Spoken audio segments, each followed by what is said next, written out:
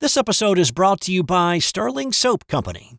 Fellas, you've heard the phrase, look good, feel good, right? But why not add smell good to that too? That's where Sterling Soap Company comes in.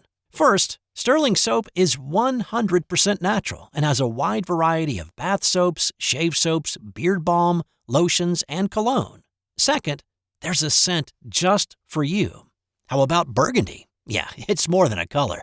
The Sterling Soap folks blend natural essential oils with hints of mahogany, golden amber, and sandalwood. Or how about D503, an intensely masculine scent inspired by Legend by Mont Blanc. And third, you will feel good about the price. For just a little more than you'd pay at the grocery store, Sterling Soap will leave you feeling clean, refreshed, and ready for whatever's next. Give Sterling Soap a try today. Visit sterlingsoap.com. This podcast is part of the Sports History Network, your headquarters for the yesteryear of your favorite sport. You can learn more at sportshistorynetwork.com.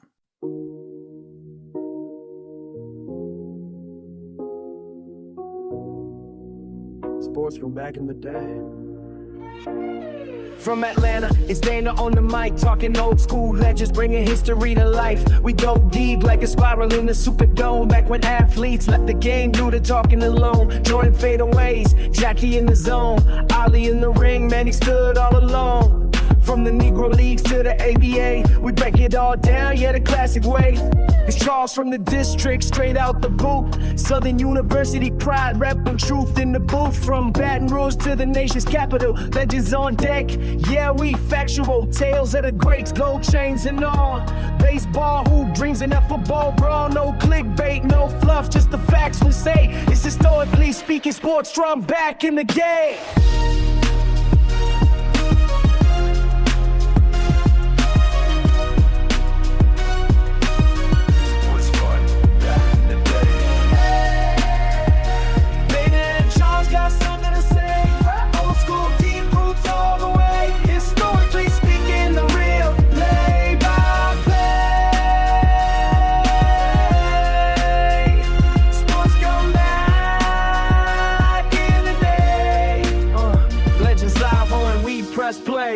So sit back, tune in, and hit replay. It's historically speaking sports, the classic way.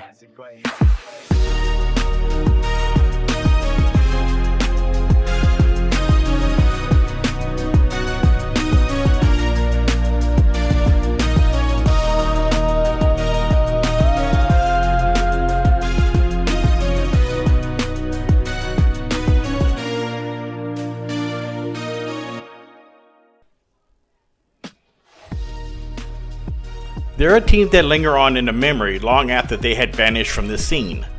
One such team was the Brooklyn Dodgers, who was one of the winningest teams in the mid-20th century and had a storied and devoted following in the borough that was known as the bedroom of New York. The Montreal Expos was not as storied as the Boys of Summer Brooklyn Dodgers, but over its 36 years of existence, Les Expos was as big to French-speaking Canadians as Jackie Robinson, Duke Snider, and Pee Wee Reese was to Brooklynites.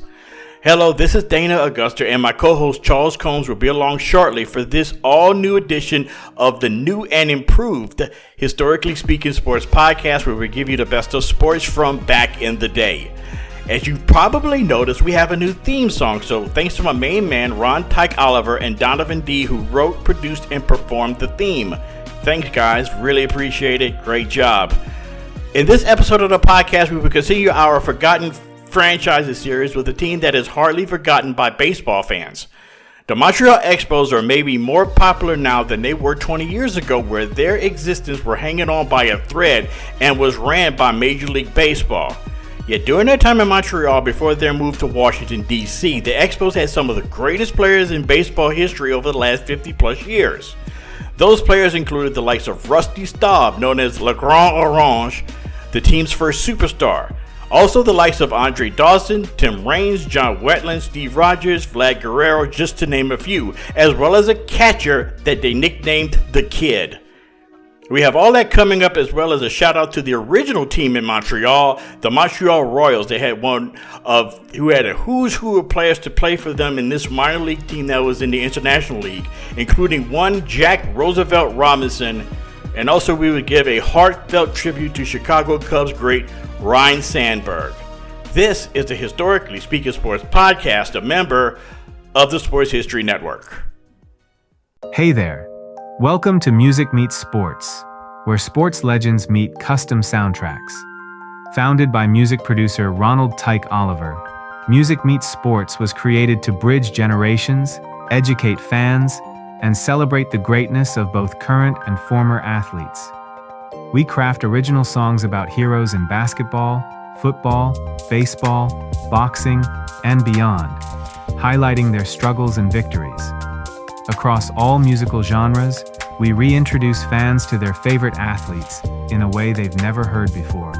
From Babe Ruth to Reggie White, from rising WNBA stars to timeless NFL great stream, or download our music now on Apple Music, Amazon, and Spotify. Visit musicmeetsports.org to explore the catalog, hear new releases, and join the movement that's preserving sports history, one song at a time. And we're back here on this all-new edition of the all-new Historically Speaking Sports Podcast. I am Dana Augusta, your host, once again joined by my main man, Charles Combs, on this beautiful Sunday evening, wherever you may be. Thank you for joining us, whatever you're doing, and thank you for making us part of your day or part of your evening or whatever you may be doing. Normally, whenever we do this, what I call my forgotten franchise edition of this podcast, and we've done a few of these. We've done the St. Louis Hawks of the NBA, we've done the old Kentucky Colonels of the ABA, and we also did the California Golden Seals of the NHL. But this one isn't necessarily forgotten. In fact, it could be argued that the Montreal Expos may be more popular now than they had been when they were actually in the National League. This is a team that was founded in 1969 as an expansion franchise along with the San Diego Padres. And this team has had a lot of ups and downs, and I've always equated this franchise to like the weird uncle that lives off the grid. But he's very, very cool. But it's also basically been a very weird franchise. So tonight, once again, I have Charles with me. Chuck, how you doing this evening? Doing great, Dana. Doing great. Just happy to be back on another edition. Ready to rock and roll. Let's go. Okay, now let's first of all, before we get into the nuts and bolts of the Montreal Expos organization, when you think of the Montreal Expos, what is it that first comes to mind? And I'm about to bounce a little bit of this off you as we go along. So when you think of the Montreal Expos, what is the one thing that you really think of that really comes to mind right away? For me, Hall of Famers, just transcendent players. I mean, it just basically their alumni. It's just much of it is just a who's who, and then it's just kind of really weird and bizarre that despite all of the players that they've had, that they never really won the World Series technically until when the Nationals beat the Astros a few years back. Unless you want to, pretty much the way you and I generally look at those types of things, those are separate entities. But yes, you know what I'm saying. So that's pretty much what comes to mind for me. Well, what comes to mind for me is kind of weird because I'm more of I identify the team with the stadium that they play in, because more than anything else, baseball teams are specifically tied exclusively to where they play. Because a lot of times often, in basketball, the court's 94 feet. In football, the yard's 100 yards long and 52 yards wide. But in baseball, you could pretty much tailor your team around your ballpark. And when I think of Olympic Stadium, it was by far the weirdest stadium that anybody has ever, weirdest stadium any baseball team had ever played in. Even weirder than the Astrodome because the way it was made, the way it looked. It was always cold. It was always damp. It was always this. It looked like you were playing in a warehouse. It was the second stadium in Major League history to hold the Olympics as well as a Major League ballpark. The other one, of course, being the LA Coliseum. But when you think of when I think of the Montreal Expos, I think of that weird logo that they had. They also had a weird looking mascot. The ballpark looked sort of space age. But at the same time, you had some really transcendent players, like you said, Chuck. They had some really transcendent players. One of my all-time favorite players was, of course, if we're going to talk about it later, was Gary Carter, the kid. And he was one of the most beloved Montreal Expos of all time. And we're going to go through a good bit of them as we talk about through the night, about how popular this group was and how popular this team was, not only in the city of Montreal, but maybe through all of French-speaking Canada.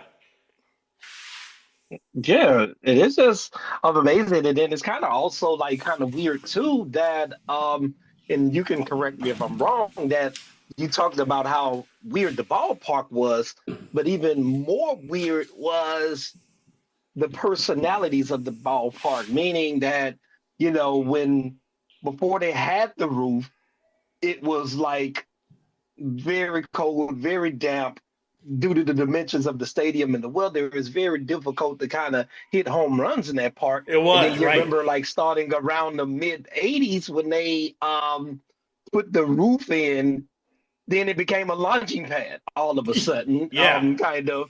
And in the same stadium, and then even more bizarre, if I remember correctly, it was a retractable roof or a removable roof, I guess, because didn't they used to, like, when they wanted, they could still open the roof, but if I remember correctly, it was a crane that would literally lift the roof back up again. So basically a removable roof, like a top to a jar almost. So well, I mean, I'm gonna say it like this because it's really appropriate to put it this way. It was built in the mid 70s. It was designed by a French guy, and that was very technology based. And it was the first attempt of having a retractable roof stadium in North America. So, Skydome, of course, was the first. I call the first successful retractable roof stadium. Olympic Stadium originally was supposed to have a retractable roof, but it never worked. In fact, the cost overruns. When the stadium was built in the mid 1970s, the stadium itself was going to cost $2 billion in 1970s money. Wait. Oh, that was my question. So now, today that would be like $4 or $5 billion, probably. Yes, because the way it was designed, it was the stadium, and off to one side there was this huge tower that loomed over Olympic Stadium, which was supposed to be this crane that opened the roof. But the cost overruns were so bad that the crane was never finished until the mid 80s. And when they finally put the roof on it, they tried to make it a retractable roof stadium, and the crane never worked. So but the original vision was that the roof was going to open, and basically, if you looked at it from the side, it looked like a toilet. The round bowl, and then the lid that comes over the top, and it was just a weird looking ballpark. But the retractable roof part never worked. So like you said, before the roof, Olympic Stadium was essentially a pitcher's park. It was very difficult to hit home runs out of there. But when the stadium put the roof on, it became a launching pad. I mean, you had guys, 3 or 4 members of the Expos would hit 30, 35 home runs a year. Because, and they weren't necessarily power hitters. It was just a hitter's paradise when they had the roof. Correct. And it's just like, if I remember correctly, because, I used to see that stadium quite often because those were the NL East days when they and the Cubs were in the exact same division. So a lot of Yeah. times when the Cubs would go out to Montreal, a lot of the games would be on WGN. If I remember it correctly, the roof was like the inside of the roof from the field view was like this big brown thing with space lights, if I remember correctly. Yeah. It was just a weird, it was just a weird park because to your point, when the roof was open, it was kind of akin to the old Candlestick Park and the old Shea Stadium in New York. You would see the hot dog wrappers blowing around all over the place and all of that. So the ballpark had two very distinct personalities depending on whether the roof was on. Right. And another thing, like I said, I would think about when I think about the Expos was the tricolor hats. The red, white, and blue hats that the Expos wore in the '80s, which those hats are making a comeback. Because that's just a very unique look. Everything was in two languages in Montreal. Whenever you had a game in Montreal at the Olympic Stadium, everything was in two languages, in French and in English. And, we get to that. In fact, let's get to that a little bit. They actually they came up with a French glossary for baseball terms because there are certain baseball terms that are not French that they basically invented. For example, home run became coupe de circuit. Now my French is horrible, so just bear with me. Coupe de circuit is a home run in French. A hit became coupe sur, and a knuckleball with ball papillon or butterfly ball. So I know I just insulted all of my French teachers that I had in high school, so I apologize for that, Ms. Harris. But anyway, back to this. And also, their uniforms were very unique, especially in the road uniforms, the baby blue uniforms that they wore in the '80s, which are absolutely classic. So I'm a uniform guy, that. But their uniforms in the 1980s was just some of the best you could possibly, which go back to their early years, go back to their which were their original uniforms in the 1960s. So there's a lot of things about that this team that was just so classic and so cool in a very retro way that a lot of fashion is kind of based on today, a lot of it. But I just think that the Montreal Expos, as weird as they have been, is probably one of the most unique and maybe one of the coolest franchises you could possibly see in baseball. Yeah, and speaking of those baby blue powder unis, they were just fire. And then I used to love like their batting helmets too. They used Yeah, to have like the red, white, and blue sections yeah, atop the batting helmets and all of that. And it was just a great franchise and one of the rare franchises. Like as I mentioned before, it's bizarre where the sum, the parts didn't equal the sum of the parts of what it should have been. Like all of the great players they had, and just the unique stadium and all of that. It's just kind of weird that it was kind of a launching pad for success, and due to what I'm sure we'll get into later, like a lot of their economic challenges, it seemed like soon as players would find their footing at the big league level, then due to those challenges, they couldn't retain those players, and then they would go elsewhere and then just be mega stars, and many became Hall of Famers. exactly. And we could start with that. In fact, we could start with the end of how it all ended. In the Right after they had the strike in '94, they had finished the season in '94, 6 games ahead of the Atlanta Braves in the NL East. Right at the All-Star break, they had beaten the Braves in a 3-game series. Most notably, Greg Maddux blows a lead against, and I think it was I forgot who hit the home run that gave the Expos the win to give them in the first place, which they kept until the season ended. And it was one of those, like, you could see it from a mile away that this team is going to be really good for years to come. Yeah, the strike happened, and this was what everybody was thinking in 94. The strike happened, they ruined the season, okay, they're going to be back in 95, and they're going to be the favorites to win. But as it turned out, that was the only chance. They started selling off the players. They started selling off Larry Walker and Moises Alou and, Cliff Lee. They started selling them all off. Cliff Floyd. Yeah, that's right, Cliff Floyd. They started selling them all off. And I think if you really think about it, the real death of the Montreal Expos can be attributed to baseball economics. It was a small market team with a devout following in a hockey town. Even though, Montreal is a hockey town, like St. Louis is a baseball town. There's nothing that's going to supplant the Canadiens. There's nothing. But when you talk about this franchise and how good it was for that short period of time, and then the owner, Jeffrey Loria, started selling off all the players because, quite frankly, the Expos just couldn't keep up, didn't have the economic structure to stay in place to be viable. Correct. And it was just like going back to that 94 team, it was just like the 74-40, 649 winning percentage. And as you mentioned before, 6 games ahead of the Braves.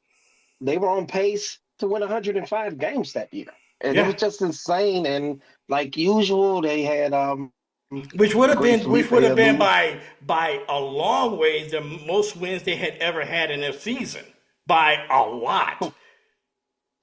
Correct. And they were just well on pace to probably win the World Series that year. They had like Felipe Alou was the manager, the aforementioned Moises Alou, and they just had Cliff Floyd, Will Cordero, Marquise Grissom, Larry Walker, and then, another top of the rotation was kind of solidified by quite an underrated pitcher in Ken Hill. Yes. He's not a guy that gets a lot of pub, but he was kind of a guy like similar to Jack Morris in the respect that he could eat up a ton of innings, though. He could just eat up a lot of innings, and he was a above average pitcher, but he just, he would have his moments here and there, but he was just a very steady, underrated pitcher. And then, that's when Pedro Martinez began to find his footing. And then same with John Wetland, he began to find his footing at the major league levels. He had 25 saves at the time of the strike that counts at the season. And you all know how his story ended. He would go on to the Yankees and do a lot of great things there, and just amazing and all of that. And then it was just, to your point, just economics. It was just because you got to think about it. Even they don't have the money, and then a lot of times, from a Canadian perspective, if you're an American player playing there, in addition to U.S. taxes, you have to pay PST and GST taxes too. Yeah. And those tax rates there are just like it's astronomical. Crazy. Yes, it is.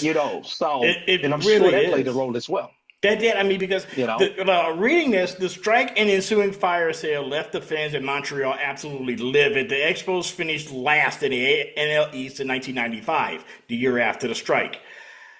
Attendance fell by 26% the next year, averaging from 24,000 fans a year to slightly more than 18,000.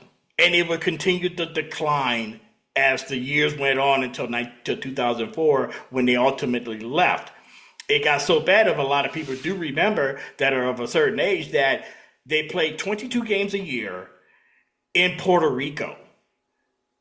And right around the end of the 2000s, the team was actually sold to Major League Baseball. It was actually run by Major League Baseball because they could not find a local owner to fund the to buy the team and keep it in Montreal. And a lot of that had to do with the fact that they were trying to get a new ballpark. And they tried to get a new ballpark in downtown Montreal. It was going to be called Labatt Park, named after Labatt beer. And I saw the renderings of it, and it was basically like the it was going to look like the Canadian version of Camden Yards, and it was going to be an absolutely gorgeous park. But the Montreal city government was like, we're not going to fund this. You're going to have to come up with the money because we're not funding this. We got hospitals and schools closing in downtown Montreal and all over Quebec. You're going to have to fund this. And the Expos as an organization just didn't have the money. They just didn't have the funds to make this work. So that was one of the biggest issues about this organization, was the fact that you just did not have the money. And in order for you to keep them to generate funds to keep the organization going, they had to do the ultimate, which is to sell off all of their stars. And like you said, a lot of their stars went on to become big time stars in other places. There was this writer named Jonah Carey who had expressed the viewpoint of the fans, as he said that Expos fans couldn't help but wonder if that could have been them celebrating every year of them winning the World Series, because their ascension pretty much came at the same time as the Yankees' ascension, with Jeter and Posada and Bernie Williams and Mariano Rivera. They could have been like the next big World Series rivalry, New York, Montreal. That's something like to really think about.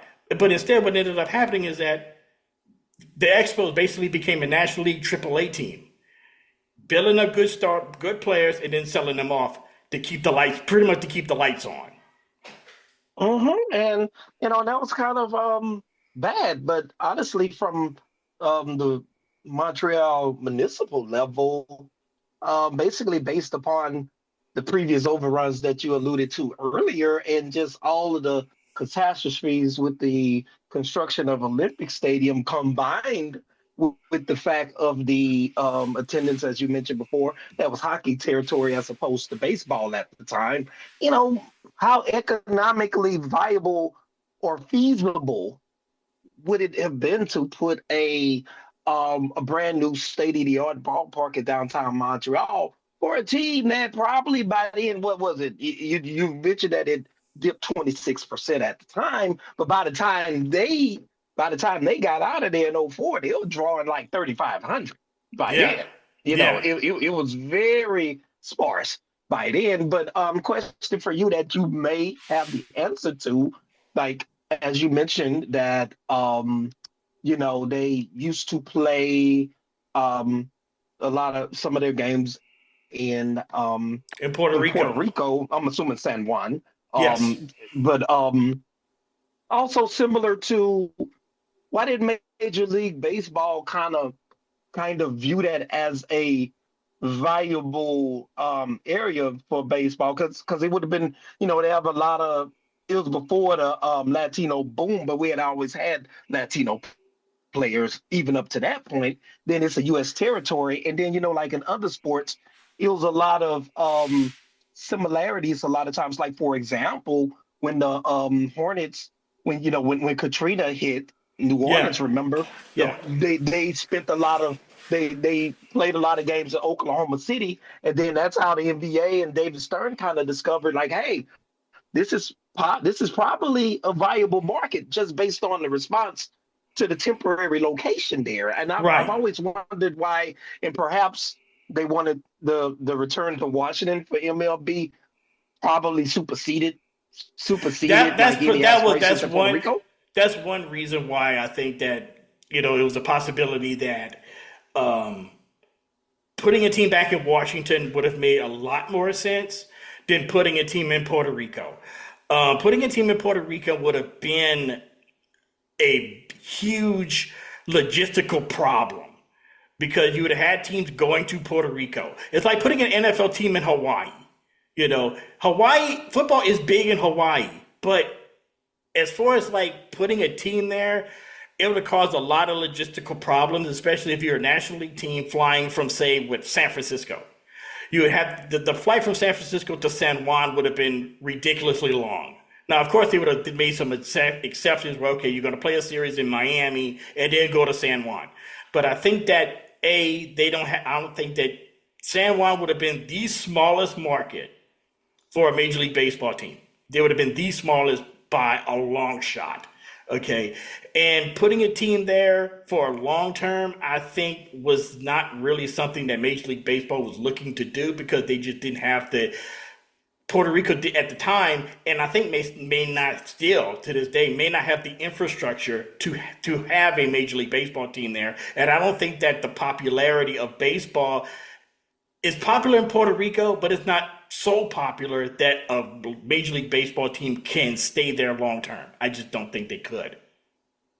Okay, that makes sense. And I was just kind of inquiring about the feasibility because, as you mentioned before, like a lot of the National League ballparks, they were already flying to Miami anyway. Yeah. And in Miami, it's probably about, we went back in 2021, it was probably about an hour flight Yeah. from Miami to yeah. San Juan. So, so it's kind of like from a logistical standpoint, it's like, okay, if you can fly to Miami, then, San Juan, but the other reasons you mentioned too, and most notably the quest to return baseball to DC, obviously quelled that and superseded any such plans. Yeah, because when the Senators left in 71, I know we're getting a little off topic here, but when the Senators left in 71 to go to Arlington to become the Rangers, people were just sick of the losing in Washington as far as like the baseball teams in Washington, because they had this one little stretch in 67 when they were when the Senators were in the American League. In 67, they were in a 4-team race to win. I think was it one of them? It was Boston, Chicago, Detroit, Minnesota. No, but Washington wasn't in it. But Washington had a big role to play in that final weekend when all 4 teams in 67 were tied for first going into the final weekend of the season. But people were so sick of the losing in Washington because they had only won one World Championship. That was in 1924. They had been to one World Series since then, which was in the 30s. I want to say it was 1934. No, I take that back. 1932, they were in the World Series against the Giants, but I think they got swept by the Giants in 32. But anyway, they got so sick of the losing in baseball, losing baseball in Washington, that they decided, you know what, screw it. Even though they played at RFK Stadium, it was DC Stadium at the time. It was a state-of-the-art stadium in the early 70s, what RFK was. But they were just so sick of the losing. They were like, you know what, screw it. And I felt that, how can you have the national pastime and not have a stadium and not have a baseball have a baseball team in the nation's capital? Very good point. So I think that Major League Baseball was like, okay, we need to put a team in Washington. And there was a huge push there had been teams that were supposed to move to Washington. One of the teams, the White Sox in the early 80s, was considering moving to Washington. There were a couple other teams that were like in dire straits financially during the 80s that considered moving to Washington, but at the last minute, either Washington or Miami. And actually, the Expos were one of them, threatening to move to Miami in the early 90s. So that was what was going on. But I think that Washington, Major League Baseball's urgentness to put a team in D.C. superseded anywhere else. It superseded Tampa. It superseded a whole lot of places that don't have baseball teams now. The Nationals now take up residence in D.C. I can't see, and I tell people that next time Major League Baseball expands, you could almost bet your firstborn that one of the cities will be Montreal, because they've had exhibition games at Olympic Stadium over the last couple of years. A 2-game series between the Expos and between the Nationals and the Blue Jays that draw in 2 days, draw close to 80,000 in 2 games. So there is a hunger for a return to baseball to Montreal. And Major League Baseball see this, but the problem is with what other city? Because you have to add 2. You have to add 2. Yeah. You have to add 2. So what's the other city? Nashville, Portland, possibly. San Antonio, Well, too hot. Portland is a fast-growing city. Nashville, you kind of wonder, can they support baseball? Knowing that you have the Titans as well as the Predators in the National Hockey League, can they support a baseball team? So that's a lot to consider to have the Expos come back. But you could bet your bottom dollar that if the Expos were to if Major League Baseball were to have an expansion team, Montreal is the top of the list. Just like in the NBA with Seattle, they're at the top of the list. okay. Yeah, because it certainly wouldn't be in the Bible Belt. I can tell you that much. Yeah, and if I had to bet on, it probably would be Portland. It probably would be Portland. Yeah. Because Portland has a long baseball tradition in minor league baseball with the Beavers. The Portland Beavers of the Pacific Coast League. So, and they've had a long tradition of baseball up there. Just the question is, would it be too close to Seattle? Okay. Now, just to make sure, and because I know we kind of went off on a tangent, and I apologize for that. No, that's good. This is what this is about, man. As far as the Expos are concerned, is it similar to Seattle or even Cleveland when the Ravens left, where the colors, the records, everything remained with Cleveland and no, Seattle it's not like that at all, because that's what I thought. That's what I thought. So no, because honestly, the championship banner that wins. Let's see. The Expos had only won one division title in their entire history in Washington. In Montreal. They only won one division title. And I really do believe that the records and everything is part of the Nationals organization. Yes. That's what I believe too. Yes. It's all part of the Nationals. It's not like Cleveland and Seattle, where everything had to stay in Cleveland and Seattle when those teams left, and Houston.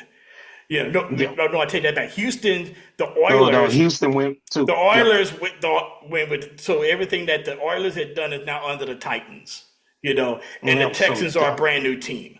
So that's what, so that's how that works, that everything that the Expos had done in their history is now under the umbrella of the Washington Nationals. That's what I thought. Okay. Now, moving on to the founding and everything else. You got to go back. First of all, you got to go back to 1960 for this. The Expos wanted a Major League Baseball franchise in Montreal after the demise of the Montreal Royals, which we're going to talk about a little bit later on. But the Montreal Royals had been a fixture of that city since the 1920s, and even go further back to that, to the late 19th century. But with them losing the Royals, it kind of gave Major League Baseball an idea like, hey, there's a huge baseball following north of the border. So in 1969, they decided to put an expansion team in Montreal, which was kind of a rush job because they wanted to put one in San Diego for the Padres. But that was kind of like at the last minute to put one in Montreal. And they were against the clock, so much against the clock that they had to pretty much build a stadium essentially from scratch. But the problem was they didn't know where to put it. So they put it in this place called Jarry Park, which is essentially a municipal park in Montreal. They had the room and everything else, and they built this stadium just in time for opening day of 1969, which was basically a glorified Little League park. Because if you think of a Little League park in a municipal park, that's what you think of, Little League. But they built this thing on it really, really quickly, and they got us in one of the there's a couple of things about this park that's kind of funny, but not so funny. One of it's hilarious. The original Jarry Park, right behind the right field fence, right behind the scoreboard, was a public pool. Was a public swimming pool. So Willie Stargell of the Pittsburgh Pirates, Hall of Fame first baseman, became the first player in Major League history to have a quote-unquote splash hit for a home run because it hit the ball over the scoreboard and it landed in the public pool, which I thought was kind of funny. Yeah, that is totally crazy, man. And I wondered, like, if you mentioned that, like the new I wonder if the new Giant Stadium that they erected right before Bonds AT&T Park, they yeah. took off. Yeah, I wonder if they kind of whether or not that was the Jerry Park, the pool in the right field, whether or not that was kind of the motivation possibly And to have that. ironically, as something else, it's called McCovey Cove out there in San Francisco. Correct. Yes. Willie McCovey actually was the second player to hit a home run over the scoreboard and into the pool. So that was kind of a really ironic thing that he had the second splash hit. And later on, some 30, 40 years later, you have a ballpark in an area called McCovey Cove, and where guys would hit home runs into all the time. Another thing about this park that was kind of interesting, and I don't know if you heard about this, but during games that took place during sundown, they had to stop the game for about 20 minutes every game that started at like 4 or 5 o'clock. And the reason why they had to stop the game was because that the sun would set in an area right over the third baseman, kind of like in the outfield somewhere, but the sun would be shining directly into the first baseman's eyes at a certain time of day. So they had to stop the game because you throw a baseball to the first baseman, he can't see it. He don't know where it is because the ball is in the sun.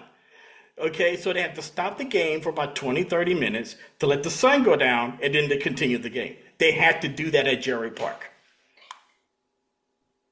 Wow, that's quite unique. So they just had all kind of things going against this, because I know you mentioned Jerry Park, and then I know in my research I discovered that when they awarded the Expos franchise along with the Padres, that it was awarded under the condition that they would have a domed stadium by 1972 because of the weather and because of the elements and all of that. And then they also mentioned that if said condition was not met, then the awarding of the franchise would then be reallocated to Buffalo. Yeah. At that point in, Buffalo cold as hell too. So it was like, so then it's just like they had all kind of troubles. Then eventually started Olympic Stadium in conjunction with the 76 Olympics. And then that was the park. And as you mentioned before, everything that could go wrong from a budgetary standpoint with the stadium went wrong and all of that. So that was quite interesting, because I never really knew the origin of the Expos. I always assumed that it was in conjunction with the 76 Olympics and all of that. So that's quite interesting. No, actually, the actual name is quite interesting, because they were originally wanted to be known as the Royals because of the old Montreal Royals minor league team. But by the time they came into existence and they had the ownership group already set up and everything, the Royals name had already been taken by the Kansas City Royals, which was a fellow expansion team that very same year. In the American League, they expanded too. They had the Kansas City Royals and the Seattle Pilots, which eventually became the Milwaukee Brewers after 1 year playing in Seattle. But they had a couple of orange names that they wanted called, one of them was the Voyagers. Another one that, believe it or not, was the Nationals, believe it or not.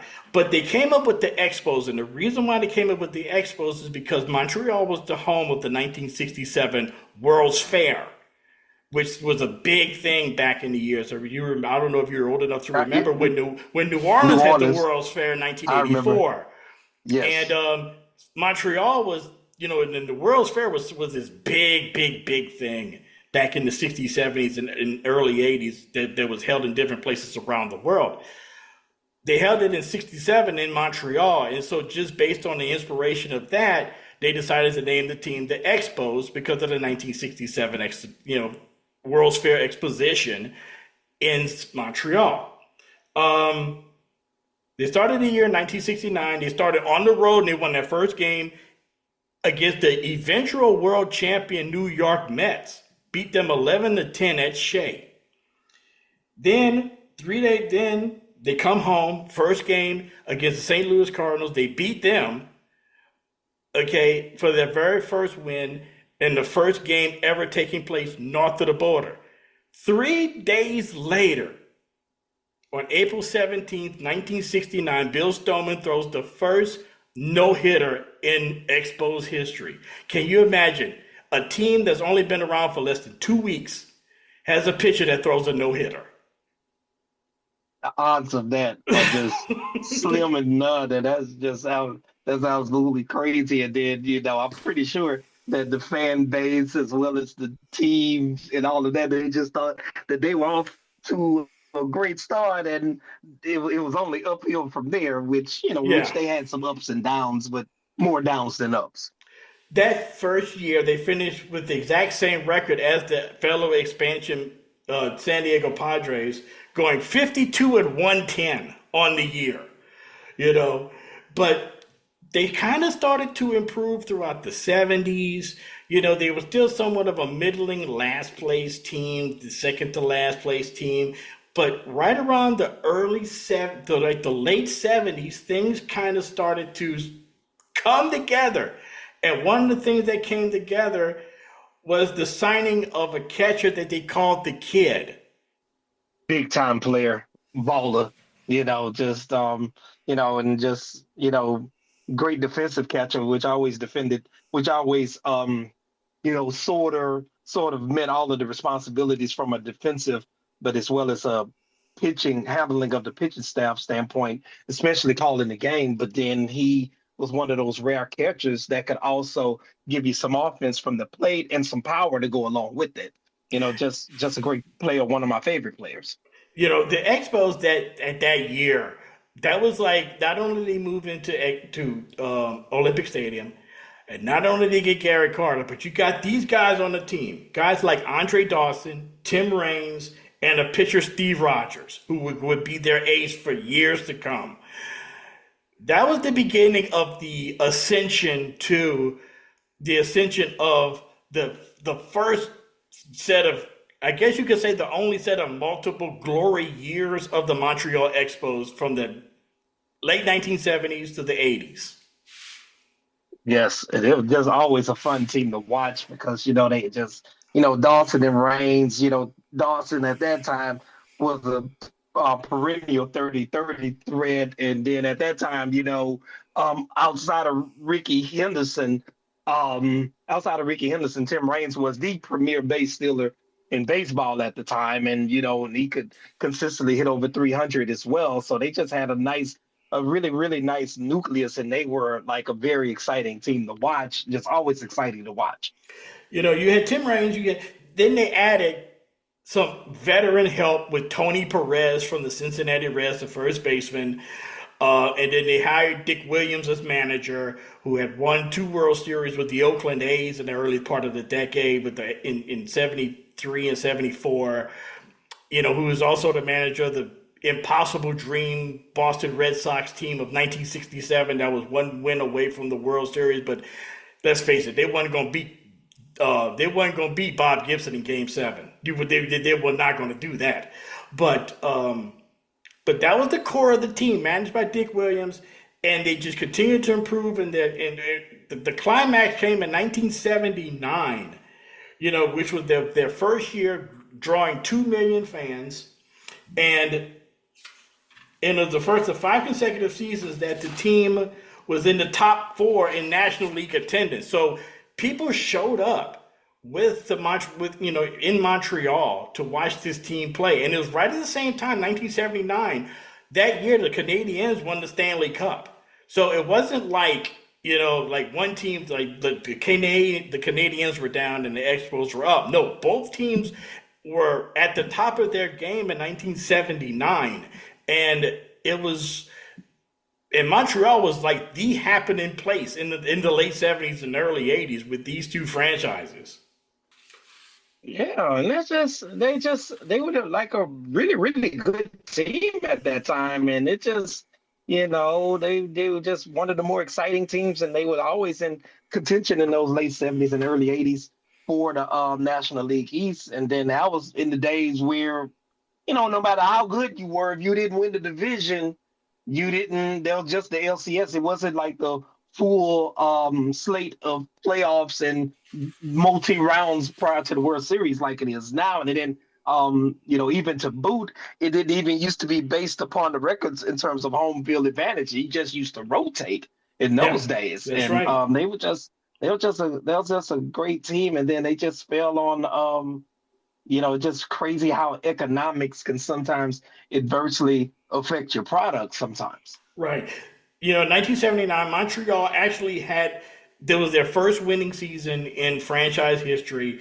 Actually, in mid-July, they had a 6.5 game lead on the Pittsburgh Pirates, who eventually won the World Series that year, but they had a little slide toward the end of the year. They finished 2 games behind the Pirates in the National League East, but that set the stage for 1981.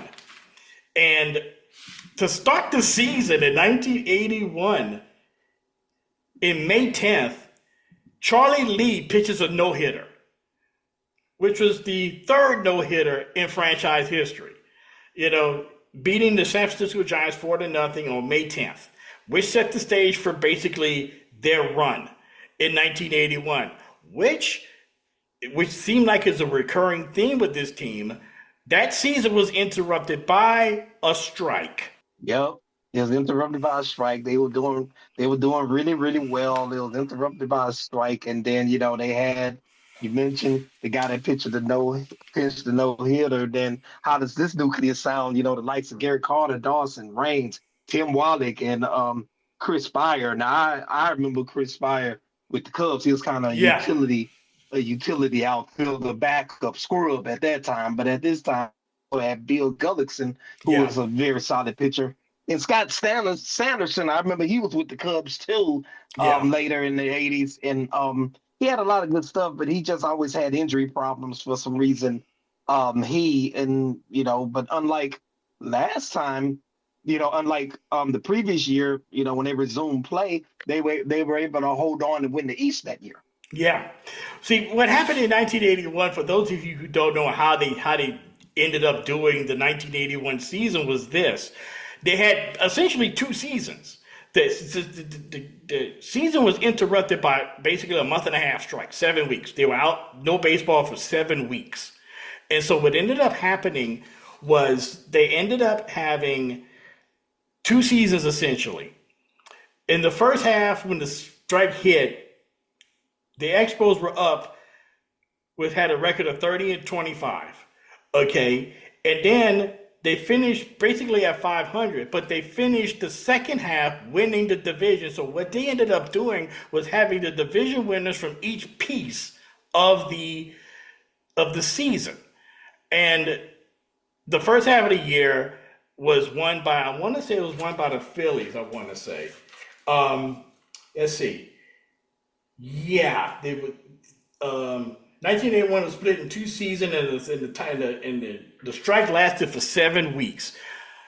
The Phillies won the first half of the National League because they were in the National League East. They won the first half. Montreal won the second half, and they ended up playing each other in the playoffs. But I guess they called it the baseball tournament or something like that, or I think that's how they did it. But I think that's what they called it. But I know for sure that in 1981 they had basically 2 seasons. But what was so crazy about that was the Cincinnati Reds, if you put the 2 seasons together, the Cincinnati Reds had the best record in baseball, but did not reach the playoffs at all, which kind of sucks. If you have the best record in baseball, if you combine the 2 seasons together, the Cincinnati Reds had the best record by like maybe 6 games over the Cardinals. And the Cardinals finished second, and they didn't make the playoffs either. So it was just a weird season. But what ended up happening, Montreal beats Philly in the first round to face the Dodgers in the National League Championship Series, which is memorable. Yes, memorable series. They hard-fought games, lost to the Dodgers in 5, and Rick Monday solo home in the 9th Game 5 to kind of put him away, and known in the Montreal lore as Blue Blue Monday. Monday. And the irony of that, Rick Monday putting him out of there, and then it's being named Blue Monday, and then Rick Monday, he's predominantly known for what it is with the Dodgers. Someone attempted to burn the American flag, and he went into the stands Yep. mid-game to resolve that and all of that. So that was just a great series, and you just think, even though they lost, that it was just a step towards future success. What was so interesting about that was the fact that in that series against the Dodgers, their relief pitcher was hurt. So the manager, which was Jim Fanning, the manager decided to go with Steve Rogers, their ace, to pitch the ninth. Okay, with the score tied at 1. He gets the first batter out, no problem. The second batter, I think, was Steve Sachs. He hits a long fly ball to left field, about maybe 10 feet away from going out. And Steve Rogers was like, "Oh my God, I don't have it. I'm done. I can't. I'm not feeling it right now. I'm throwing it. It recalled me and Gary Carter calling the right pitches, but I'm just not throwing it right. I'm just not. I don't have the bite on my fastball like I need." And then Rick Monday comes up and hits it, and I'll never forget this moment. Rick Monday hits the shot in a straightaway center field. Andre Dawson goes back, and you could just see him just like, I got it. And he just runs out of room. And it just barely goes over the fence for the home run to give the Dodgers the lead and eventually the win.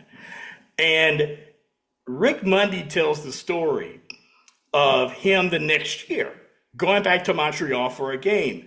I think him and Steve Garvey went out to dinner in Montreal. And Steve Garvey he and Steve Garvey are sitting at a table, ordered beverages or whatever, and they're sitting there talking. The manager comes out and he says, "Gentlemen, I'm going to have to ask you to leave." And they're like, "Why? We just got here. We just ordered drinks." So like, "Well, why? We ain't doing nothing, "Yeah, I know that, but I don't want any violence in my restaurant." "But we're not doing anything. What are you talking about?" He said, "Yeah, I know that y'all not doing anything, but there are 6 guys sitting at the bar ready to come over here and beat the crap out of both of you."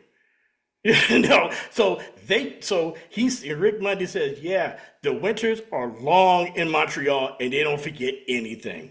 So I thought that was a really cool story about Rick Monday going back to Montreal the year after 1982, going back to Montreal a year later.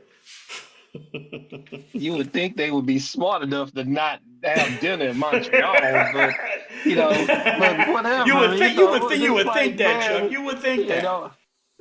I'd have got my head bust open that night. It's like, bro, because me. It's like, man, don't get mad at me because you got your butts kicked, man. That's not my problem, man. Then probably would have wound up resulting in my butt getting kicked. But hey, I can't keep my mouth closed, so yeah. But as with what would happen in 1994, the same thing sort of happened in Montreal right after them losing in 1981. In fact, Sports Illustrated proclaimed after them losing the 1981 LCS, Sports Illustrated had proclaimed them in the 1982 baseball preview special that the Montreal Expos was going to be the team of the 80s. Because they had this nucleus of players, Gary Carter, Andre Dawson, Tim Raines, Steve Rogers. This is going to be the team of the 80s, and this team was going to dominate the National League in the 1980s. Unfortunately, as we all know, it didn't work out that way, and the economics of baseball reared its ugly head in Montreal in the 80s as they started to slowly, not as quickly as they did in 95, but in the early 80s, start to sell off different people to different organizations. Gary Carter in 84 went to the Mets. Shortly thereafter, Andre Dawson goes to the Cubs. A few years after that, Tim Raines go to the White Sox. So you saw that happen when they would build up a really good core of players, and then all of a sudden they start selling them off. And it's just like it's just sad because even when you mention that when they sold those guys off, they had like a down couple of down years around 87 and 88. And then I distinctly remember this because the 89 Cubs, one of my favorite teams, they won the NL East that year. But for at least like the first three quarters of the season, the Expos were up on the Cubs, Yeah, because at that time they still I think they still had Reigns, but then they had Reigns, they had Wally. But then, you remember this name. They had the big cat Andres Galarraga. They yes, had sir. Moises Alou. They had Hubie Brooks. They Yep. had now Vance Law was with the Cubs starting in '89, but previously, well, Vance Law and Mitch Webster, they were both they wound up being on that '89 Cub team, but they were Mm-hmm. previously with the Expos, Exposed. Grissom, Right. Delano DeShields. And then they had I think Wetland wasn't there yet. It was Jeff Reardon who Yeah, wound up closing out for the Twins winning the World Series. So that's they've right. always had this influx of talent, and that's what I mean. Like this, a lot of times the parts, you hear the adage the sum doesn't equal the parts, but sometimes the parts doesn't equal the sum because if you just list out all of the players that they had, you would think that they probably would have at least, at worst, had multiple World Series runner-up trips. They didn't even have that, which is just amazing considering the The amount of talent the that came influx through of talent Montreal. that they've always had. They had Randy Johnson and Pedro Martinez at first. And I know they had Randy Johnson by like the late in the late '80s before he kind of as soon as he found his footing good, he went out to Seattle and became the big unit. And then Yeah, similarly in the early '90s, with as far as Pedro Martinez is concerned, right. he kind of you mentioned before like they were a triple A team. He kind of learned the ropes, learned how to be a major league starter in Montreal, and then he won a Cy Young award. Next thing you know, he's off to Boston, and the rest is history. Now, I want to mention this because he has a very interesting footnote in history. In 1983, Jim Fanning was fired by the Expos and was replaced by Bill Verdon. Bill Verdon has a very interesting place in Major League history. He is the only manager to have, since 1923, to manage the New York Yankees and never managed a game in Yankee Stadium. And the reason why that was because he was the manager doing Yankee Stadium's renovation, and they played their home games at Shea. So he's the only. So his tenure lasted entirely during the renovation. So he's the only manager in baseball in Yankee history since 1923 to have managed the Yankees and never managed a game in Yankee Stadium. I just thought that was interesting. But not surprising because of course, by the time they got the stadium up and running, of course the boss got him up out of there. So That's right. he'll fire you in a minute. So I mean, yes, sir. that was like that, right. He was basically the last manager before Billy Martin, and then Bob Lemon, and then Billy Martin, and then Bob Lemon, and Gene Michael, and back to Billy Martin, and the saga with that. And just a shout out to one of my partners on the network, the Hello Old Sports podcast did a retrospective of the Billy Martin era with the New York Yankees. It is a very good listen. Check that out if you guys get a chance to. But when you get to the late 80s and stuff, and you mentioned this before, they're starting to kind of build back up. One of the things that I want to mention is what happened in 1991, July 26, 1991. The Expos were on the road playing a day game at Dodger Stadium against the Los Angeles Dodgers. And on the hill that afternoon was a man named El Presidente Dennis Martinez, one of my all-time favorite pitchers. Dennis Martinez goes out big there. time gamer, just a gamer. Exactly. I mean, you can't. I remember him with that delivery that he had and the mustache and everything, and he throws the 13th official perfect game in Major League history, and of all places at Dodger Stadium, where it just seemed like every decade somebody throws a perfect game at Dodger Stadium. Dodger Stadium has always been the ultimate pitcher's park. Going all the way back to when it first opened, you had guys like Drysdale and Koufax, and later on in the years with Hershiser, and now with Clayton Kershaw. It's always been a pitcher's park. Fernando, of course, it's always been a pitcher's park. But in this particular night, summer afternoon in 1991, Dennis Martinez, El Presidente, pitches a perfect game. And of course, you had Dave Van Horn's iconic call. If anybody that's a Montreal fan, longtime radio announcer for the Expos, Dave Van Horn basically says, El Presidente, El Perfecto, which was iconic in all of Northeast Canada. But anyway, another interesting note about that, Ron Hassey was the catcher for the Expos in that game. He was also caught Lynn Barker's perfect game when he was a member of the Cleveland Indians in the early 80s. So he's the only catcher in baseball history to catch 2 perfect games in his career, which is amazing. Wow. Wow. So crazy. I remember with Lynn Barker, but I remember him when he was with the Braves. So. Yeah. Yeah, absolutely. Yeah. Now, moving on to the 90s and getting to that 1994 team. Okay, and to me, my all-time favorite outfield for one team was the Montreal Expos when they had Moises Alou, Marquise Grissom, and Larry Walker in the same outfield. If you hit it in the air in the outfield, you might as well just walk back to the dugout because it's going to get caught. Solid outfielders, but even better batting.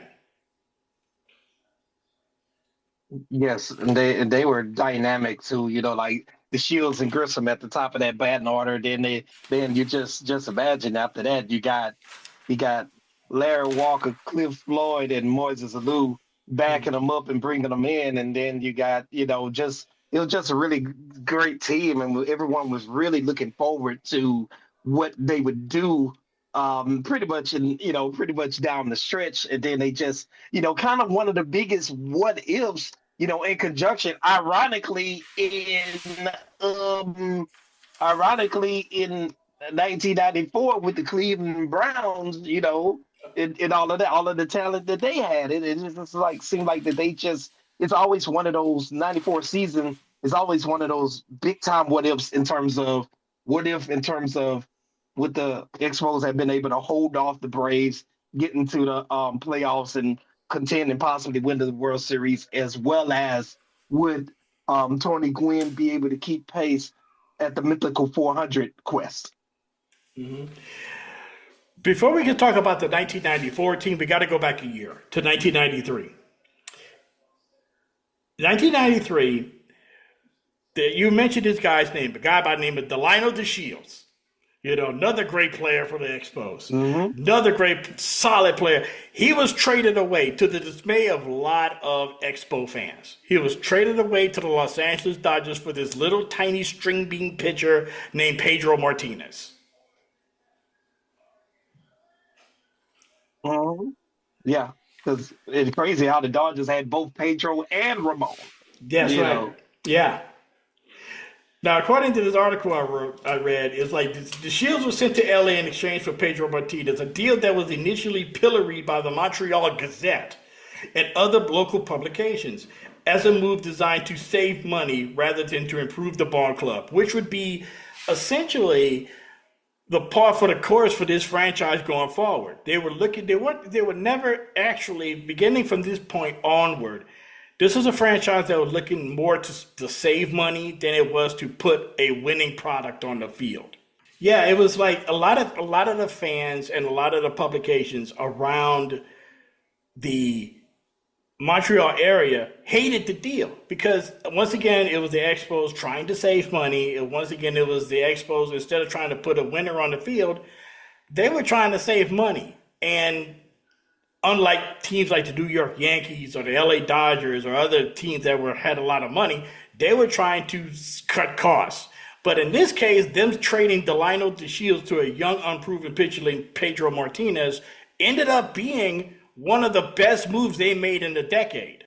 Yes, and gave birth to, brought him over and gave birth, and he learned the ropes, and then he became He became the Pedro that we all know and love. And what I really respect about Pedro at this time, because he's known for throwing in at batters, throwing at batters in the American League, and like a lot of the fellow Yankee fans and other rival American League clubs, like he wouldn't do that if he played in the American League.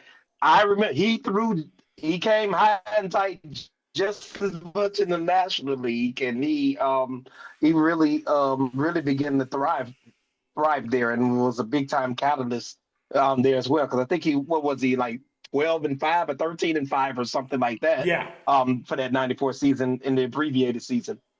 Yeah. In 1994, the Expos were recognized as having a strong team in the National League, but of course they had to contend with the Atlanta Braves. With Maddox and Smoltz and Glavine and that bunch. And they had to contend with that team. And then at the beginning of the year, and plus they also had to deal with the fact of realignment, because the Braves were now in their division, because that was the first year of realignment. Bringing the Braves from the National League West to the National League East, which to me never made any sense, with Atlanta being where it is and playing in the National League, playing in the West. But anyway. Atlanta opened the season winning 13 of their first 14 games, but the Expos started plugging away and started gaining ground on the Braves. In fact, Atlanta had an 8.5 game lead on Montreal, but by late June, the Expos had moved to 2.5 games behind, and Montreal won 2 out of 3 games in a series right after the All-Star break, which ended up being the turning point season. Montreal won 2 out of 3, and a late game victory in the opener against future Hall of Fame pitcher Greg Maddux, which I alluded to earlier. And the players viewed that as a turning point of their season.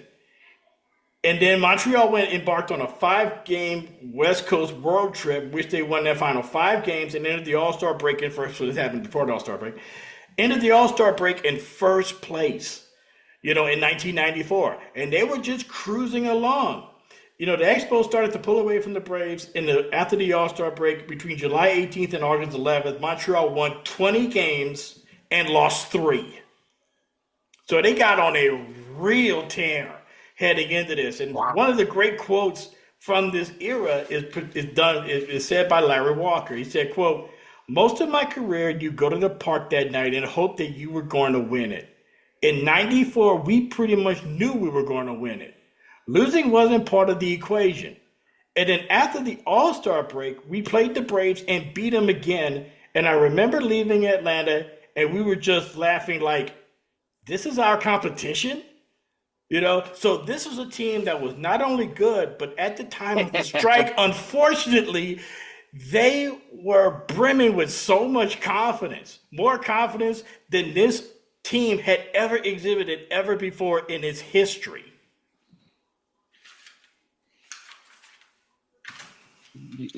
Yes, they were very good. I mean, and they just had all of those great players, Grissom, Walker, and Cliff Floyd, and just Moises Alou. And then, the captain of the entire ship, the underrated Felipe Alou, who's one of the more, he along with Cito Gaston are one of the more underrated managers in Major League Baseball history. Just an outstanding skipper.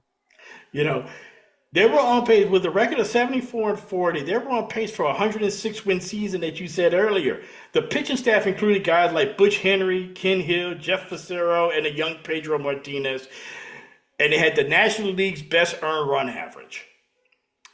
And they had the best record in baseball on the morning of August 12th, when, of course, it happened, the strike, where basically the players walked out because they wanted a collective bargaining agreement, but then Major League MLB owners could not agree on how to share revenue between teams. And one of those teams, of course, as we talked about earlier, one of the teams that was mostly affected by the new economics of baseball coming out of that strike was the Montreal Expos. Yes, and quite unfortunate because they as we talked about probably a couple of episodes back for our Major League All-Star selection show, how in 94. It was some really, like, when they came back in 95 and 96 and 97 in particular, there were some real lean years for Major League Baseball in general. And, like, if the big market teams are kind of struggling, then the small market teams are just, basically on life support, basically. And obviously Montreal, perhaps the smallest market, they really were negatively affected by that. The team had already been had a reputation around Major League Baseball as being basically a penny pinching outfit. More concerned about the bottom line of the payroll than they were what line they were on the standings. Larry Walker once complained in the media that the team asked the players to buy their own vitamins. Okay, that's something that you just don't hear. Like, the organization say, okay, you want vitamins? Okay, well, you're going to have to pay for them. That's what the Montreal Expos were. They had the second lowest payroll in baseball in 1994. Now, take that for consideration, okay? The Expos, with all of those players that they have, Wetland, Alou, Grissom, Pedro, they had the second lowest payroll in all of baseball. And they were on pace to win 106 games. That kind of dispels the myth, even though it happened 30 years ago. But it kind of dispels the myth that in order for you to win in baseball, you have to have a high payroll. That kind of dispels that myth. But it was just a group of guys that were just, of the teams that I have ever seen, the Montreal Expos of 1994 is one of those teams that had maybe the best collective chemistry. And you really don't talk about chemistry, team chemistry in baseball, not like you talk about it like in the other sports, but in baseball, this team by far had the best chemistry because of their symbiotic relationship between the team and the fans, because the fans was a huge part of that organization.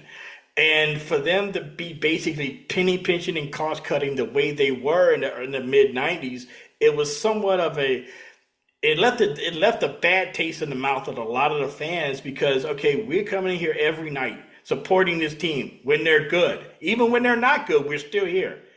And you still don't want to put a good product on the field. And I think a lot of the fans kind of stayed away during the lean years leading up to their move to Washington because of the organization's reputation of being, let's call it what it is, for being cheap. Yes, and it's just unfortunate, players out there giving everything that they got, and then, as you mentioned before, fans strongly supporting the team, and then you're just pulling the carpet out from underneath them and not giving them the product that they desire, or letting them know, just clearly what your intentions and motives are. You're not too concerned with the standings or the performance of the club. You just concerned with the bottom line. And it just pretty much comes down a lot of times. Okay, if you're going to be in business like that, then you need to get rid of the team. Obviously It's a business. You want to make money, but there has to be some type of ethical balance from a competitive standpoint. You can't just intentionally shoot yourself in the foot over and over with trying to pinch pennies, because you're ultimately going to just cost yourself, as we saw, because the fans just turned against them and like, okay, you're not in this thing with us, then screw it, we're out, forget you. That's exactly what happened. Following the strike, the team initiated a fire sale. Ken Hill, John Wetland, and Marquise Grissom were traded, while Larry Walker was allowed to leave as a free agent. Moises Alou, Pedro Martinez, and Mel Rojas, another great player. Mel Rojas would eventually follow. Tragic. Just tragic. And basically, they got nothing for them. Like we said earlier, the Montreal Expos in their late years became basically a AAA team. And I remember watching highlights of Expos games on ESPN or something on SportsCenter during the early 2000s. And just saying, it was so sad to watch this team that was so good they had such great players, and you forget about the John Wetlands and the Pedros and the Marquise Grissoms and all of those guys that were part of that organization that just went through there, and you're like, why didn't they win more?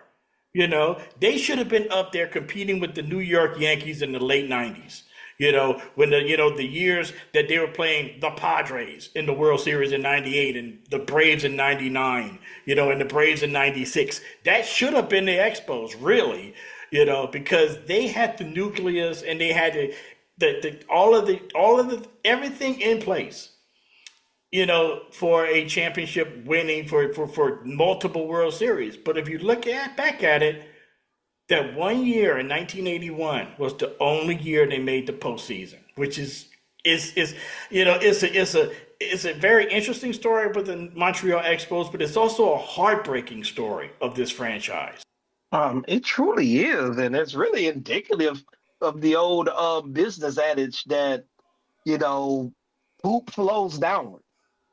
Pretty much. The tone at the top of your organization, no matter how much talent and great resources you have, you're only going to go as far as the tone of the top, the setting of the culture, the setting of the expectations. And then as you've already, examined, thoroughly, that their motivation was not where it should be from a competitive standpoint. And they don't understand that had they been more competitive, then in all likelihood, the money would have taken care of itself.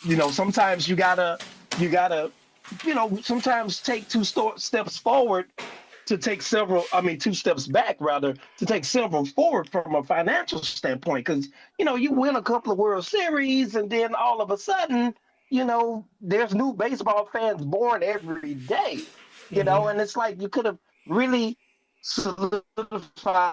expanded and solidified your fan base, and you could have been one of the should have been, as you alluded to in those late '90s, one of the premier ball clubs. But eventually the poop flowed downward, which led to the erosion and departure of all of the talent.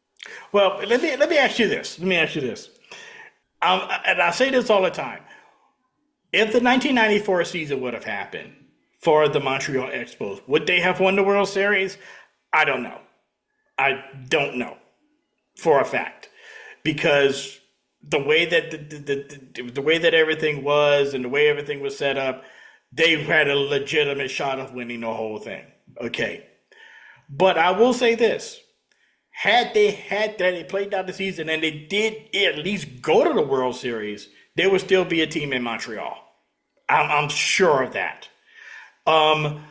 I was doing my research. I heard somebody say that if the Expos would have beaten the Dodgers in '81 and went to the World Series, they probably would have beaten the Yankees in the World Series that year, because of all of the teams of the teams that played all of the Yankee World Series teams, all of them, even the years that they lost in the World Series. The 1981 Yankee team was probably, of the teams that made it post-renovation of Yankee Stadium, we're talking about like 1970s. All of the teams that made the World Series for the Yankees during from the 70s till today, of all those teams, that 81 team was probably the weakest Yankee team to win the American League pennant. The weakest. And a lot of people say that team with Raines and Steve Rogers and Warren Cromartie, they would have ended up beating the Yankees. And even that, a lot of people say, had they won the World Series that year, they probably would still have a team in Montreal. That's tragic. Now, for the '94 season, the original question posed, I'm not sure about the World Series, but I think they would have won the pennant for sure. Oh, yeah, absolutely. They would have definitely won the NL pennant for sure. And then you get around '94. I'm trying to remember. I know by then the Cleveland Indians had emerged in, if I remember correctly, let me think, early '90s. It would have been the Indians. Frank Thomas, the White Sox. The White Sox was up there. Jack McDowell. With McDowell and Robin Ventura and Frank Thomas. Frank Thomas. The Mariners were there too. This is with Randy Johnson. The Mariners were up and coming. The Yankees weren't quite there yet. They would have been trying to contend with the Indians. The Tigers were pretty good. Orioles were pretty good at the that time, Orioles, too. of course, were pretty good. So the American League in the 90s, at that time in the 90s, from my own recollection, was kind of wide open, with a lot of teams that were in contention. And in the National League, I think if you really play it forward, if I'm not mistaken, the Expos probably would have played the Giants in the National League Championship Series. With Barry Bonds that just came over from the Pirates. You had some really good players on the Giants, but I don't think they would have been able to contend with the Montreal Expos, especially how good they were playing heading into when the strike happened. We're going 20-3 right before the strike happened, and that was like the stretch run of the season, and they were just brimming with confidence. So that's, tragic and heartbreaking is basically when you talk about that 94 team, and basically maybe overstated, but the whole history of the Montreal Expos, it was colorful, it was funny, it was fun, but at times heartbreaking just to be, and then ultimately losing the team the way that they did.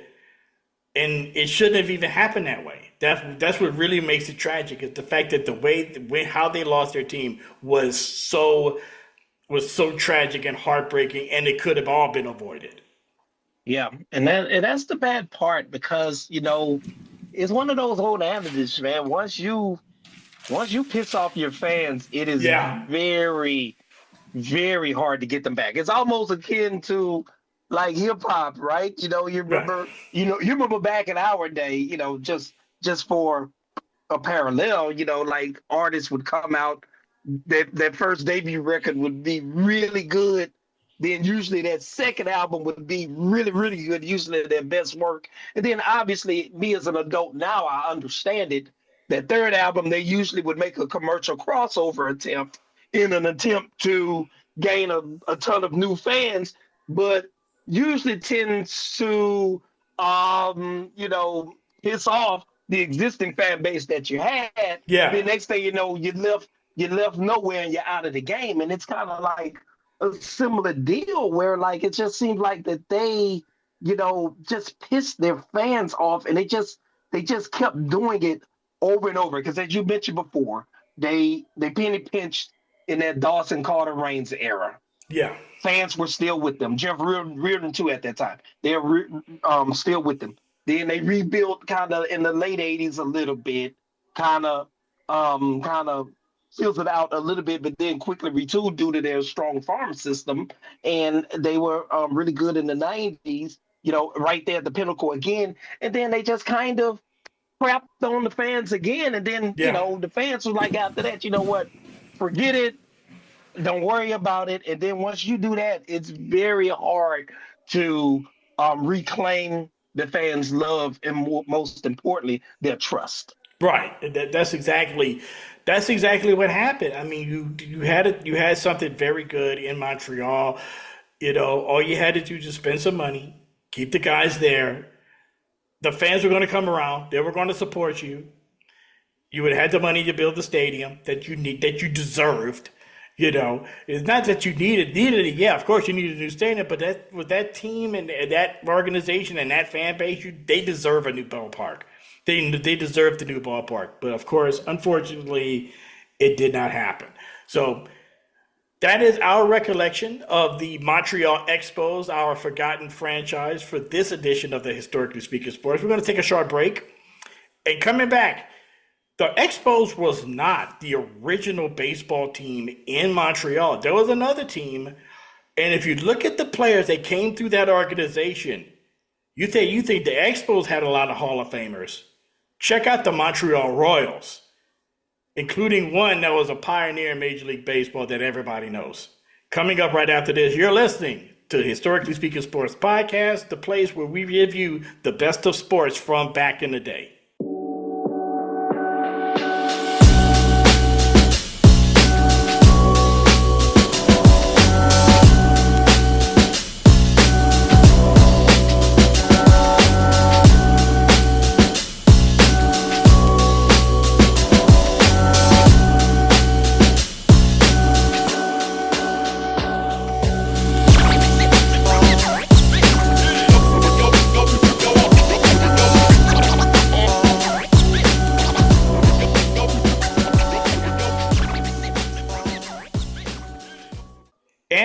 back here on the Historically Speaking Sports Podcast. I'm Dana Augusta, joined once again by my main man, my co-host Charles Combs, as we are talking about baseball in Montreal.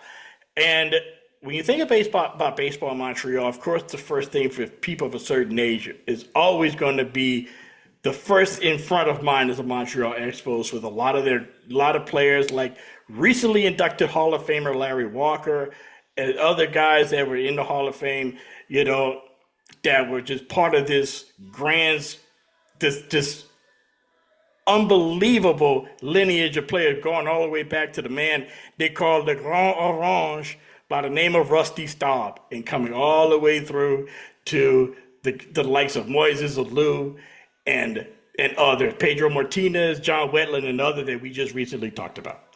However, before there was the Expos, there was a team called the Montreal Royals, which was part of the International League in minor league baseball that lasted from, they started in 1897 and lasted till 1917. And after a cessation of operations, they came back in 1928. And they were basically started off by a man by the name of George Stallings, who was the manager of the Miracle Braves of 1914, which was in last place at mid-July. They were in last place. The Braves, Boston Braves were. And by the time October came around, not only were they in the World Series, but they swept the powerful Philadelphia Athletics in 4 straight games, nicknaming them the Miracle Braves of 1914.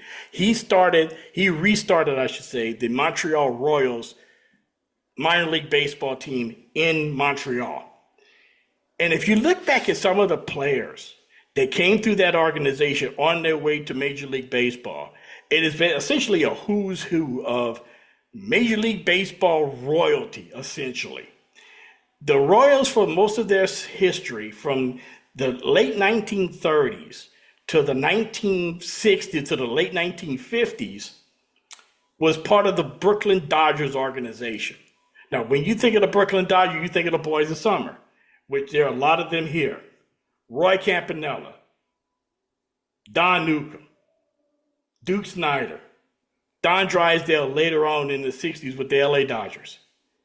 But of course, when you think of the Montreal Royals, there's one name that pops to mind. It was the minor league baseball home of one Jack Roosevelt Robinson. He played there in 1946 and led the Royals to their first minor league baseball World Series championship, what they call the Junior World Series, in 1946, which prompted sports writer Stan Matlin of the Montreal Herald Tribune, Montreal Herald, I should say, and he wrote this quote, which is, I love this quote. "It is the only day in history that a black man ran from a white mob with love instead of lynching on his mind."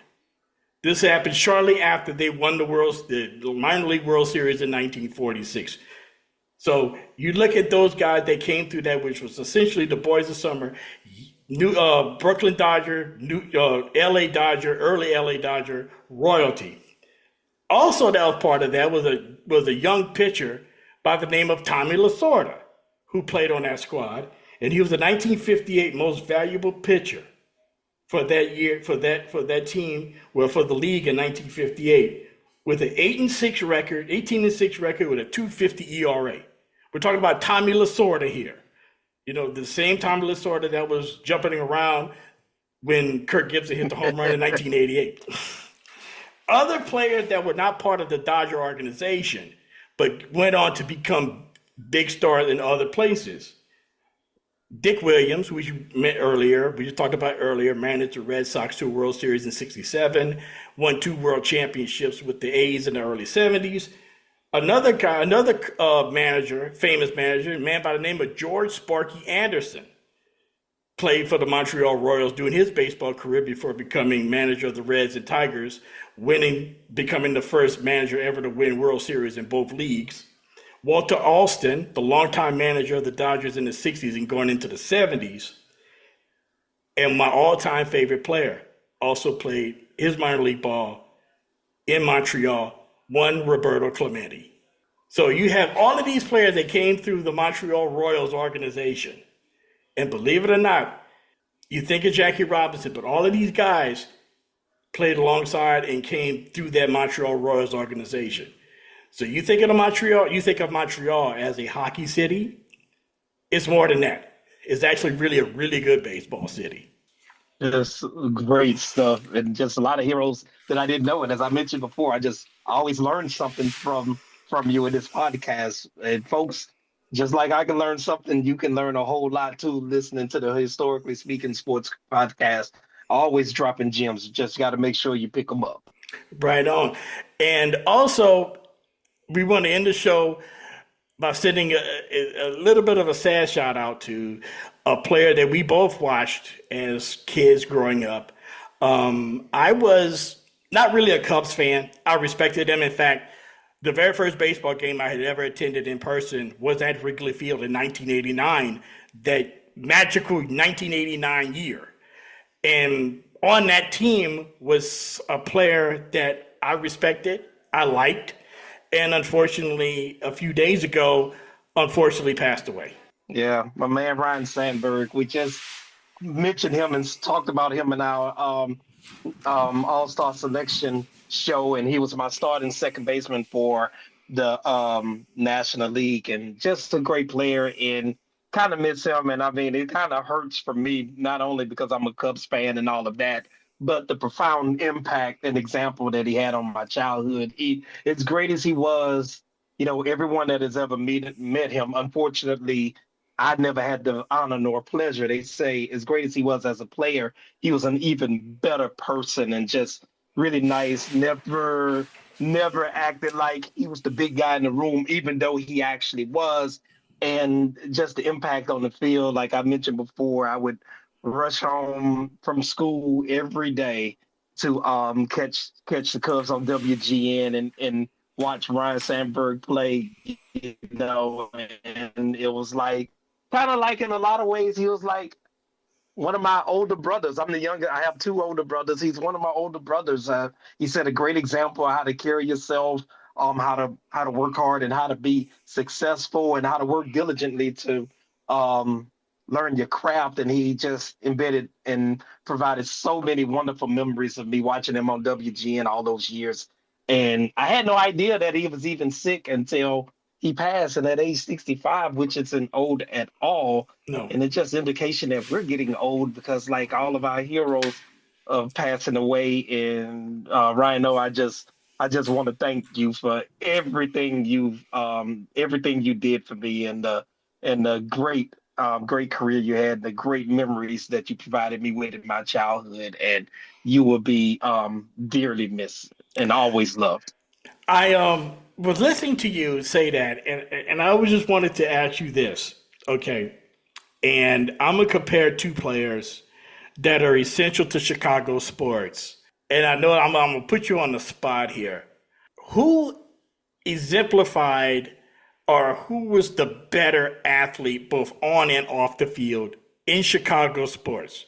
Ryan Sandberg or Walter Payton? I think it's hard, but you would have to go with Sweetness, because he kind of exemplified Chicago with his style of play. Tough nose, hard, get a lot of glory. But Chicago is a big city, but kind of like a blue collar city. And even though Rhino was blue collar too, yes. And they both have some parallels because they greatness shine through some god awful teams. Both of them had to play with, and I would have to say Sweetness kind of exemplifies it slightly more, but it's kind of like a 1A and a 1B situation, and you cannot go wrong with either. And I'll even take it a step further. Mm-hmm. I know that the number 23 with the Bulls kind of superseded his number 23, obviously, and it should have. But you can never take away from him the fact that he was the original number 23. Right. Let me ask you one more question. As with you being a Cubs fan, is he the most beloved Cub ever? Second most beloved. Who would be the first? Perhaps second or third. The first is Ernie Banks, no questions asked. Okay. The most beloved Cub of all time is Ernie Banks, no questions asked. And second most beloved, it would come down to, I would be inclined to put him third because Ron Santo was quite beloved too. Yeah. I was thinking it would be close between the two of them. I was thinking, Ernie Banks, Ron Santo, Billy Williams, maybe, in that pantheon, Fergie Jenkins, with that as well. But Ryan Sandberg is top, maybe, in my opinion, as someone who's not really a Cubs fan, but respect the hell out of that organization. It's like you've had a lot of, even though the Cubs were not great for a lot of his career and a lot of those guys' careers, you think, Banks, Sandberg, Santo, Williams, those are like some of the most beloved Chicago Cubs to have ever worn the uniform. It's just, if you think of the Cubs, you think of Wrigley Field and those guys. And that's and Rhino is right up there with them. And again, I was growing up, I was more of an American League fan than I was a National League fan. Even though I watched more National League games, I just like the style of play of the American League, the home runs, the DH, all of that. But there was something about Ryan Sandberg because he was a little bit of a throwback to the way second basemen played the game back in the 40s and 50s and playing that style in the 80s. And it was it was very refreshing, but like you said, the Cubs until 1989, you had that great team in 84, but in 89 they were like, and I said like that team in person. That was the first time I'd ever went to a Major League Baseball game. Was the summer of 1989 at Wrigley Field, watching that team. And even though the game I went to they lost, but you could tell that it was something special brewing with that 89 Cubs team that they just could not get over the hump. They just couldn't get past the San Francisco Giants that year. But Ryan Sandberg was one of those leaders on that team, and he would be sorely missed. And he was one of the really great Chicago Cub players of my lifetime. Yeah, he surely was. And I've had a lot of great years with the Cubs, but that 89 team was by far the most fun season I had by far. With he was the prototypical number 2 hitter. He could give you. He can go the other way. He could steal bases. He could get on base, but he could also hit for power and also move the runner over too. And he and Jerome Walton and he at the top of the batting order. Yep. As the same thing in '84 with he and Bobby Denier in '84. They just were a terror at the top of the batting order. And he was a great player. And you mentioned he was a throwback. Like he was always a guy that on that 5-4-3 or that 6-4-3. It comes to him at that second base bag, and that base runner is bearing down on him to break up the double play. He is not getting out of there. He's going to stand strong. That's right.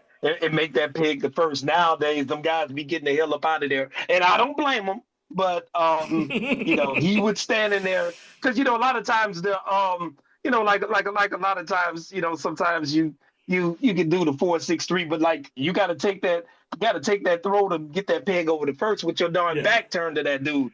And you don't know, he's coming in hot. He's coming in hot, and he's standing there.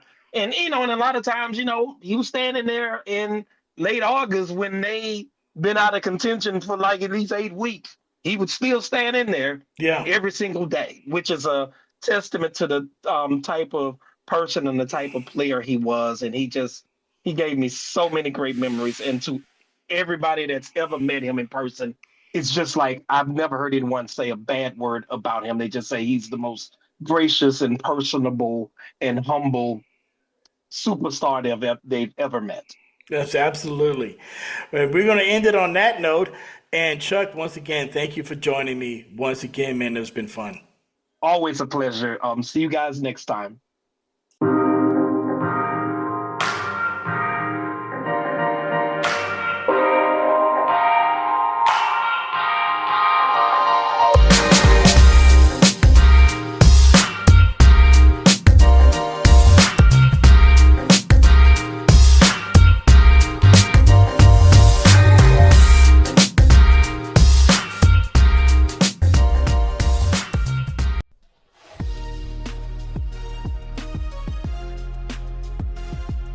thank you once again for joining us here on this all-new edition of the Historically Speaking Sports Podcast. This podcast does indeed come to you from the Bill King Memorial Studio here in the sports wing of TM4 Enterprises, located in suburban Atlanta, which is in the shadow of Stone Mountain. Once again, don't forget to subscribe to the show and get new episodes whenever they drop. And as always, tell people about us. Tell your friends, tell your neighbors, tell your coworkers. Hell, tell a passerby on the street if you think they like sports history. If you want to contact the show, you can email us at historically.speaking.sports@gmail.com. Once again, that email address is historically.speaking.sports@gmail.com. And also, please subscribe to the show. Tell other people about us. It really helps us out. So, until next time, stay cool. Stay cool, definitely with all the heat going on, and be good to everybody. Love and peace. See you next time. This podcast is part of the Sports History Network, your headquarters for the yesteryear of your favorite sport. You can learn more at sportshistorynetwork.com.